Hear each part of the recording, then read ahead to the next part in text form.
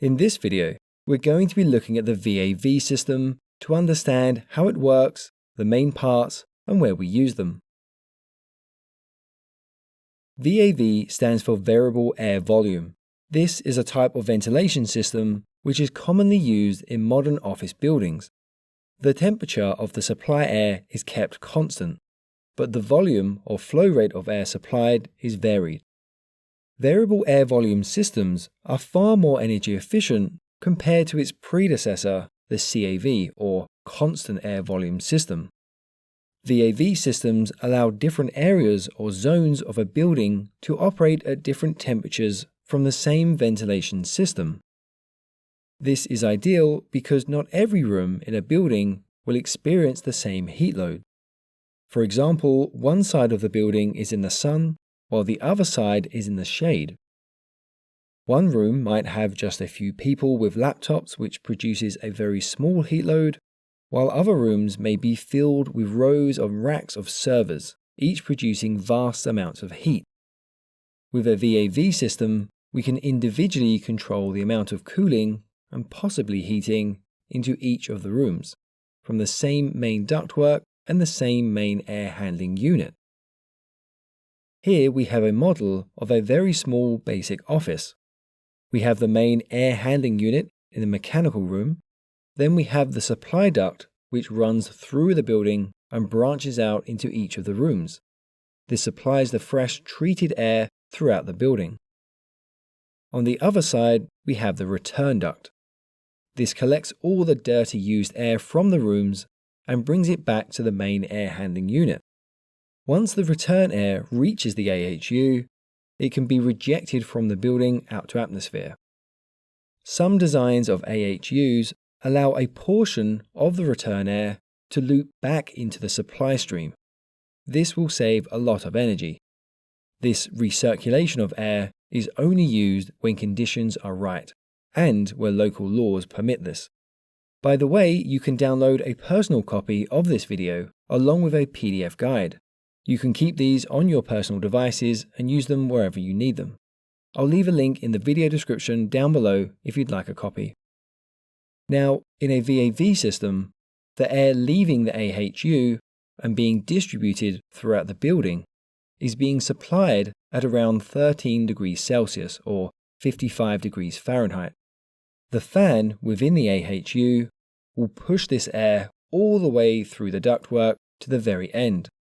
The air then distributes into the rooms or zones by flowing through each of the branches.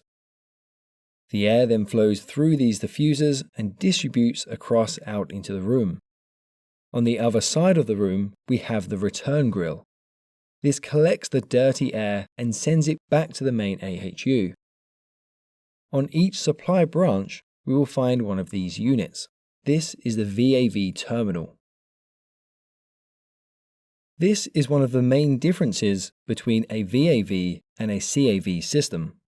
Each VAV terminal serves a certain zone. Within the zone, we will find a thermostat. This is usually mounted on the wall with a cable running from this all the way back to the VAV terminal. The thermostat tells the VAV terminal whether the temperature of the room is too hot, too cold, or just right. The VAV box will look something like this. There's an inlet, which is where the air enters from the branch and supply duct. Then we have the main VAV box, and then we have the exit where the air leaves and supplies the zone. Looking inside the VAV terminal, you can see it's a fairly simple design. There's nothing too complex happening inside these. On the side, we usually find a controller, which is mounted onto the actuator. The actuator controls and rotates the shaft. Connected to the shaft is a damper. The damper is basically a sheet of metal. The damper can modulate its position to cover or uncover the inlet. This blocks the stream of air or allows it to flow, which therefore controls the flow of air into the unit and thus into the zone. When the room is too hot, the thermostat tells the controller to unblock the inlet and let more cold air in. When the room is too cold, the thermostat tells the controller to start partially blocking the inlet to prevent more cold air entering. The air entering the terminal is typically around 13 degrees Celsius or 55 degrees Fahrenheit, although this temperature can be adjusted via the BMS system or control panel on the AHU. If you want to learn how AHUs work, then we have covered that in detail in our previous video. Links can be found for that in the video description down below. Every terminal connected to this system will receive the same temperature air. Sometimes this air temperature is too cold, so we will often find an electrical reheater inside the VAV terminal which will switch on and warm that air up as it passes through. You don't necessarily have to have the reheater inside, but it's fairly common, especially in colder climates such as Europe and North America. The reheater battery doesn't necessarily have to be electric. It could also be fed from the hot water system or even a heat pump, but electrical heaters are most common because they are very simple to install as well as operate. If we rotate the terminal to look through the inlet, you can see these tubes which are coming from the controller and entering through the duct. These then connect onto this cross shape. The cross shape is an airflow sensor, and it is basically measuring the change in pressure across the inlet.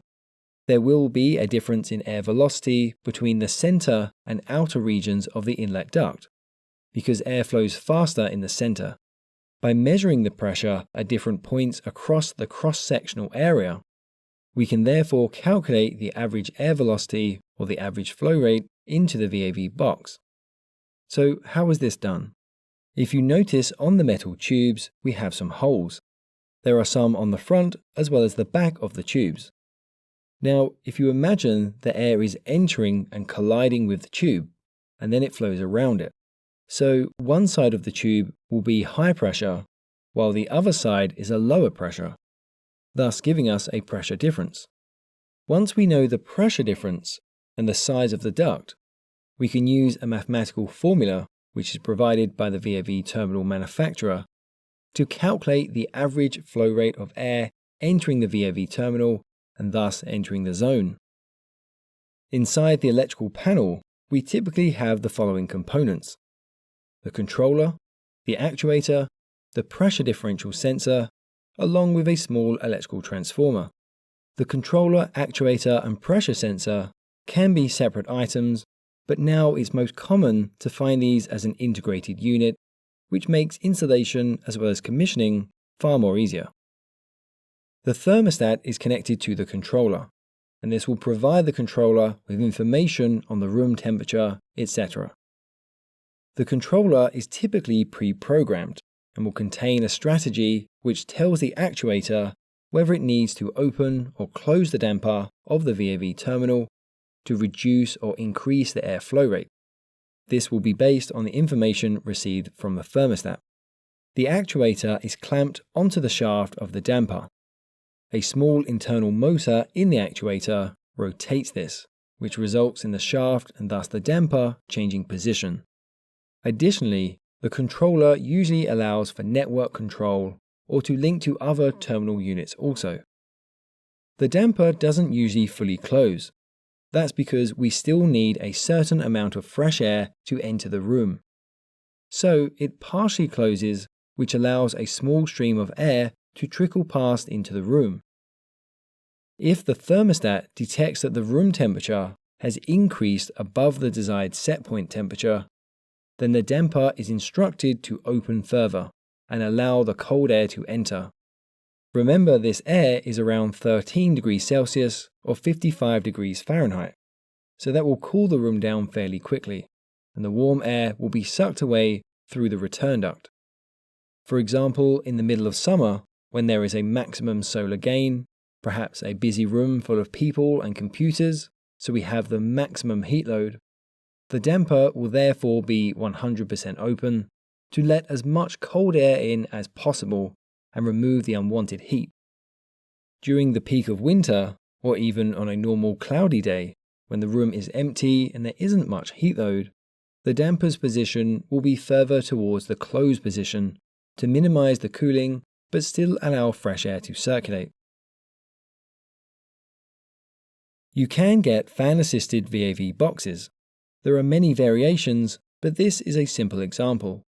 It's essentially the same as a regular VAV terminal, except we have this extra section which usually contains a small filter and a fan. The fan allows air to be pulled in from the room. This air is dirty, so we pass it through the filter to stop the dust from collecting inside the fan, the ductwork, or even the heating element. This air will enter through the side of the unit and then mix with the main airstream as the damper opens. This is beneficial because we can reduce the heating demand on the reheat coil because we are reusing the heat that already exists in the zone. This also ensures a constant volume through the unit. So as the dampers open and close, we don't get surges of air flowing into the space, but by using the fan, we can maintain a constant turnover of air within the room. Additionally, it also reduces the chances of cold air being dumped out through the diffuser and onto anyone sitting below it, which wouldn't be very comfortable. So, to avoid all of these problems, we can sometimes use a fan-assisted unit. Now, if you imagine that all of these VAV terminals are connected to the same system, and they can all open and close to suit the cooling load of their individual zones, then obviously we're going to get a large pressure fluctuation in the main ductwork. If we left the fan to run at a constant speed, then when most of the VAV terminals are fully open, the fan isn't going to be supplying enough air. And if they all close, then the fan is going to be supplying too much air. The pressure in the ductwork is going to therefore fluctuate as units modulate their damper's position. So, what we need to do is fit a pressure sensor towards the furthest point of the ductwork. This pressure sensor is connected to the VFD, or variable frequency drive. This is also often called the variable speed drive because it controls the speed of the electrical motor attached to the fan. The pressure sensor is detecting the pressure at the furthest point in the system. We choose this point because it has the largest pressure drop of the entire system due to the frictional losses in the ductwork. We determine the minimum allowable pressure at this point. Basically, this is the pressure that the furthest VAV terminal can sufficiently operate at. The VFD varies the speed of the fan to increase or decrease the air flow rate and thus the pressure in the ductwork. It does this to try and ensure the pressure at the furthest point remains within limit. If this furthest VAV terminal can operate with sufficient air pressure, then the rest of the system can also. This control strategy therefore allows the fans to run at optimal speeds, which will therefore save a lot of energy. Additionally, the cooling coils in the main AHU are only supplying what is needed. This therefore allows each room or zone to operate independently. By the way, we have covered how variable frequency drives work in great